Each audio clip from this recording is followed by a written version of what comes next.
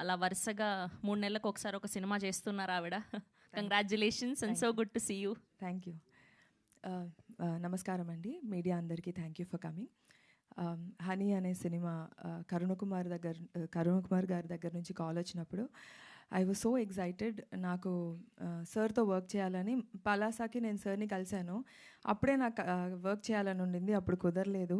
దాని తర్వాత కుదిరినప్పుడు ఆయన దగ్గర నుంచి కాల్ రాగానే నేను పరిగెట్టుకుంటూ ఆఫీస్కి వెళ్ళాను.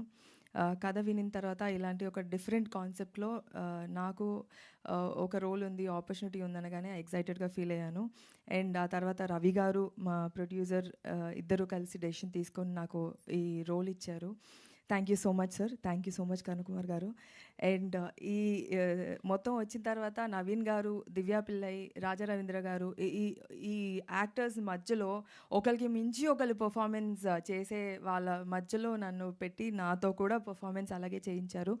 I hope this movie opens a lot of negative roles for me.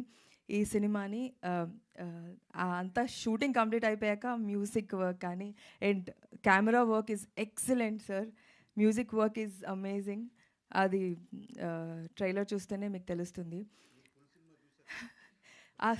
Full cinema చూశానండి. చాలా మనందరం కలిసే కదా సార్ చూసాము, గుర్తులేదండి?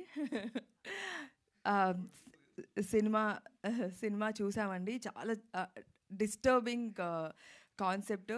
మీరందరూ వెళ్ళి చూడండి. ఇట్స్ డార్క్, అంటే it is one of its kind, very unique subject. And Karuna Kumar గారు ఇలాంటి ఒక డీప్ సబ్జెక్ట్స్కి ఆల్రెడీ ఈజ్ ప్రూవ్డ్. అండ్ ఈ సినిమా కూడా అలాగే ఉంటుంది. Thank you so much. February 6th movie థియేటర్కి వెళ్ళి చూడండి. అండ్ నాకు ఈ ఆపర్చునిటీ ఇచ్చినందుకు thank you so much Ravi గారు, కరుణ కుమార్ గారు. Thank you. And Naveen also. Naveen has always been my inspiration, my very good friend. అంతే. థ్యాంక్ యూ అండి.